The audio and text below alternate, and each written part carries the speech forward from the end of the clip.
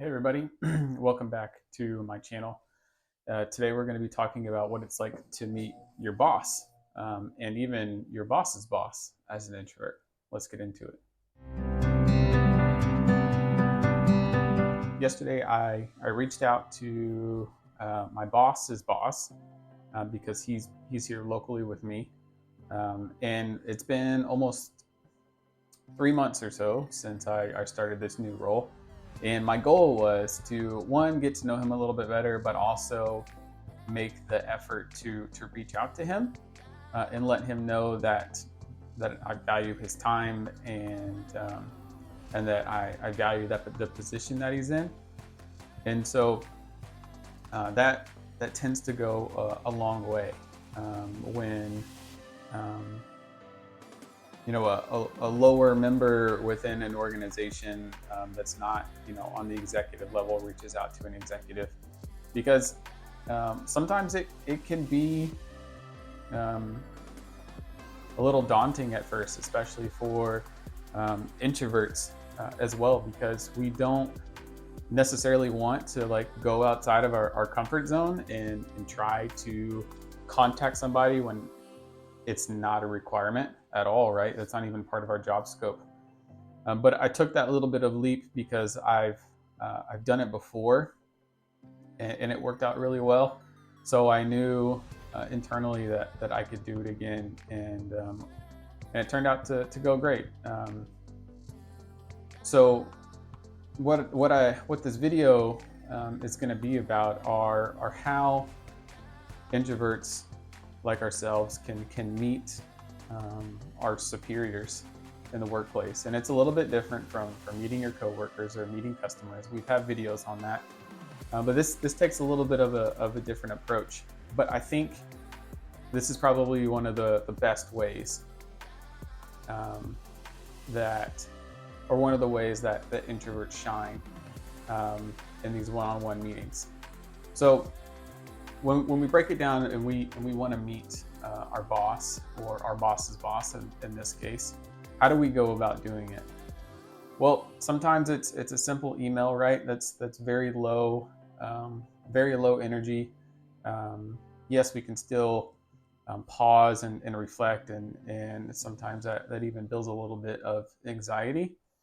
But at the end of the day, we're not necessarily speaking to anybody, right? We're just staring at a screen and typing some words. And reaching out for lunch is an easy thing to do because we all need to eat. You can be in a public setting, so you can, if you are feeling uncomfortable, you can fixate on something else that's going on around you. And I tend to do that a lot. If I get uncomfortable or I don't really know what to say, then I'll kind of stare off in the distance, or look out over the sea of people in a restaurant, and that can help me kind of think, because I can stare off and not actually think or look at anything, but then I can start thinking internally, which is what I need to do and what a lot of us need to do until we can come up with something impactful to say and relevant to say. So when we're going to meet our boss or our boss's boss, what's best is one-on-one. And introverts, right, we excel at one-on-one because it's not an energy drain. We're not having to try to talk to a lot of people. We're not trying to come up with questions and include everybody else in a conversation. It's just one-on-one. There's one person across the table from us. So that undivided attention is key, because we can ask the questions that we want to ask.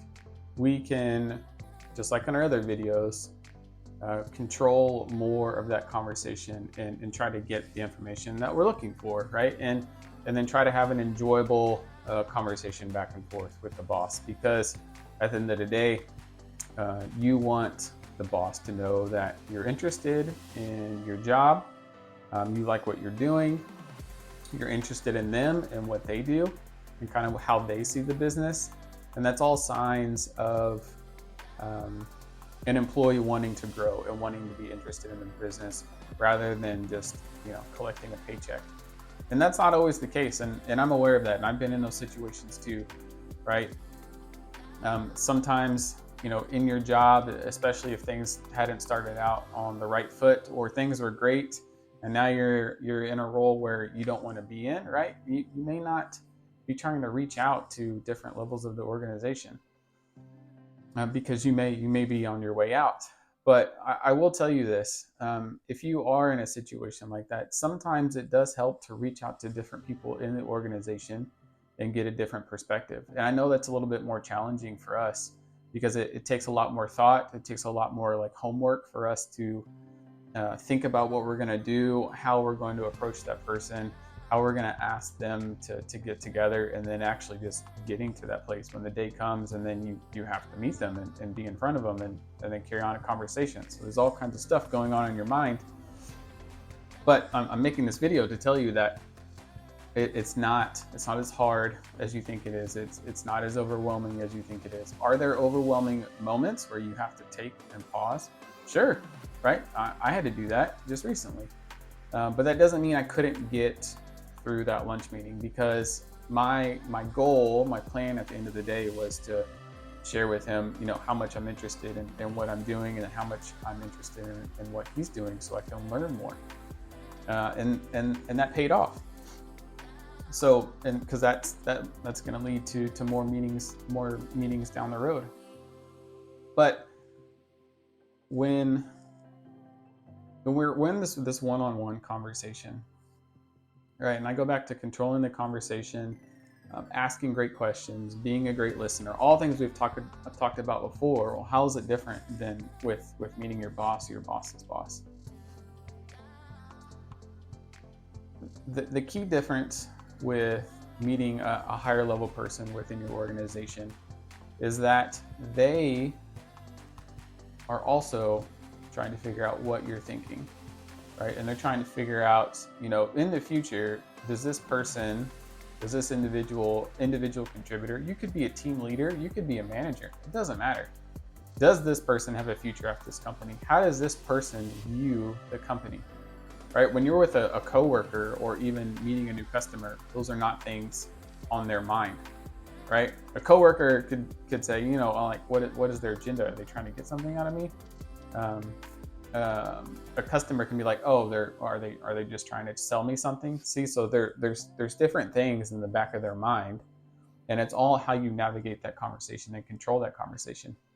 So with a boss or a boss's boss, when you have these one-on-one conversations, it's okay to not talk about work, right? Yes, you're kind of in a work setting. Yes, they're expecting to talk about work at some point, but if that's not something you're comfortable with bringing up first, then don't, right? So it's really easy, especially now around the holidays, to ask questions about like, hey, what are your plans for the holidays? What are you doing for the new year? Are you taking any time off? Right, there's 3 questions right there. And those could have taken 5, 10, 15 minutes to answer, and just get the conversation going and go back and forth, because then you can reciprocate and you can talk about what you're going to do, because they're probably going to ask. There's also situations where you can just get started talking about like, what are the things that they like to do outside of work. They're always in a work setting. Like if you pass them, or they're always in a meeting, or you pass them in the hallway, it's always in a work setting. So if you can get them out of the office at lunch, one-on-one, you can then ask non-related work questions, because they also probably want to take a break too, right? And talk about other things than work. And those are all perfectly acceptable things just to get started with. So what that's going to do is it's going to put you a little bit more at ease, right? It's easier to carry on those conversations because the questions you ask are a little bit more a little easier to come up with and keep talking. But once you start to relax a little bit and get more comfortable in the situation, then you can start turning the conversation back to work a little bit. It could be something that casually you want to say, hey, like I did this last week and I talked to so-and-so and we might have something coming up in the future. Right? And then they're going to be interested to hear a little bit more about like some of those accomplishments that you made, or how that meeting went that you had recently with maybe a brand new customer. or meeting coworkers. It could be all of the above. But the key is that they're going to be interested in what you have to say because they've made an investment. Even if it wasn't directly them, there's an indirect investment in you as an individual working for the company. So those are always the things that are going to be in the back of their minds. They're trying to see how well you're doing, how well you're adjusting, what kind of impact you're making on the business. And so when you're talking to a boss or a boss's boss, you need to make sure that you're addressing those thoughts that are having in your head to try to put them at ease, because then that's going to help them open up and talk a little bit more about maybe some future plans that they have for the business, or they may reflect on roles that they've had in the past that may be more relevant to where you are now, and then they're going to try to connect the dots and be a little bit more personable that way. I wanted to make this video to call out the main differences about meeting a boss or a boss's boss and the types of things that they're thinking about. And for us as introverts, yes, it is a little bit different, and it could be a little bit more difficult to get started with.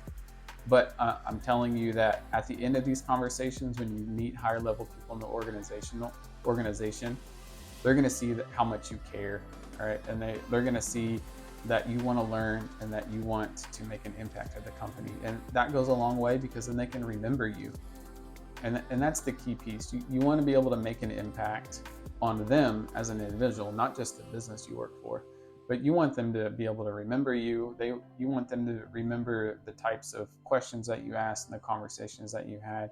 And ideally, this could lead to more lunch meetings or more casual meetups throughout the year, right? And that's the goal, because then you're starting to get exposure to what's going on in their minds, what's going on in the meetings that they have with their higher level people in the organization. And so that is just making deposits, right, with the higher level members of the organizations, and that can lead to other things down the road. And you're just laying those seeds, right, those breadcrumbs to build into something else. So you can do it, right? We can all do it. It may take a little bit more work to get set up. It may be a little bit harder for us, because we want to think about some questions and make sure that they are meaningful, right? But it's not impossible, and we can do it. So that's what I wanted to share. If any of you have ever been in a situation like this and it worked out well, please comment below. If it didn't work out well, what happened, right? And I want to know, because I want to be able to comment and have a conversation and see like what kind of things could we try later that could maybe improve that situation if you're willing to try again, or it could be with somebody else. So please like and comment, and then I'll talk to you next time.